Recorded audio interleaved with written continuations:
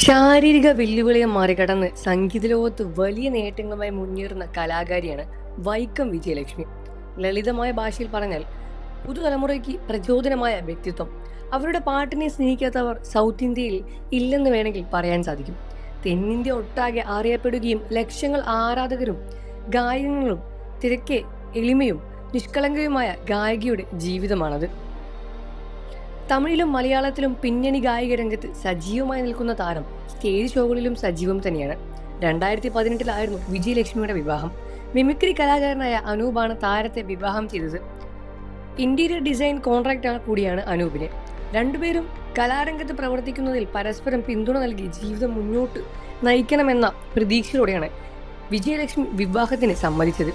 ശേഷമുള്ള ആദ്യത്തെ ഒരു മാസം ദാമ്പത്യം സുഖകരമായിരുന്നുവെങ്കിലും പിന്നീട് അങ്ങോട്ട് ഒറ്റപ്പെടുത്തലും കുറ്റപ്പെടുത്തലും അവഗണനയും അനുഭവങ്ങളും തുടങ്ങിക്കഴിഞ്ഞു. ശേഷം താരം വിവാഹമോചനം നേടി. ഇപ്പോൾ ഇതാ ദാമ്പത്യ ജീവിതത്തിൽ താൻ അനുഭവിച്ച കാര്യങ്ങൾ വെളിപ്പെടുത്തിയിരിക്കുകയാണ് വൈക്കം വിജയലക്ഷ്മി. അഡ്ജസ്റ്റ് ചെയ്യാൻ പരമാവധി ശ്രമിച്ചുവെന്ന് ഗായിക പറഞ്ഞു. ചുള്ളിക്കാട് നുള്ളിക്കാട് തല്ലിക്കൊണ്ട് തള്ളയെ എന്നൊരു പഴഞ്ചൊല്ലി മലയാളത്തിലുണ്ട്. അതുപോലെ എന്നെയും പാട്ടിനെയും അംഗീകരിക്കാൻ താല്പര്യമില്ലാത്തവരോട് ഞാൻ എന്താണ് ചെയ്യേണ്ടത്? വിവാഹമോചനം എന്ന തീരുമാനത്തിലേക്ക് ഞാൻ എത്തിയപ്പോഴേക്കും അച്ഛൻ്റെയും അമ്മയുടെയും എല്ലാം ചർച്ച ചെയ്തിരുന്നു.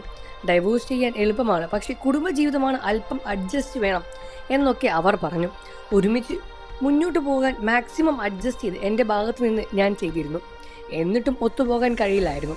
എന്നാൽ നീ ആലോചിച്ച് തീരുമാനമെടുക്കൂ എന്നാണ് മാതാപിതാക്കളും എന്നോട് പറഞ്ഞത്.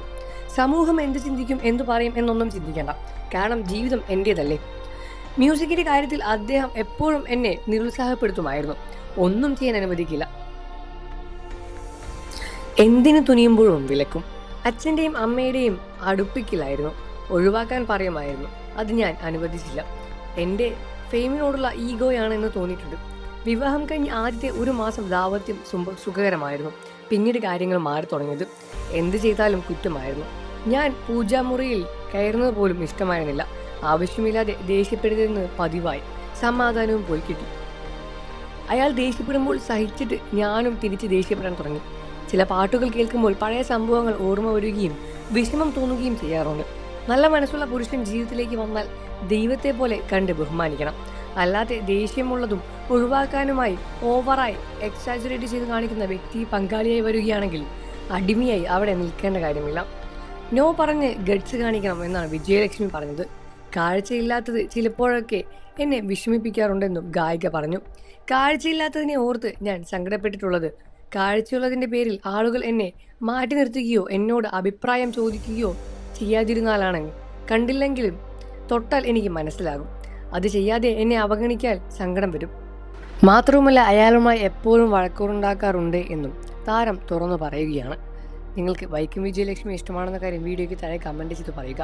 വാർത്തകളും വിശേഷവും എത്രയും പെട്ടെന്ന് അറിയാൻ നമ്മുടെ വീഡിയോ ഒന്ന് ലൈക്ക് ചെയ്ത് ചാനൽ സബ്സ്ക്രൈബ് ചെയ്ത് സപ്പോർട്ട് ചെയ്യണം ഫ്രണ്ട്സ്.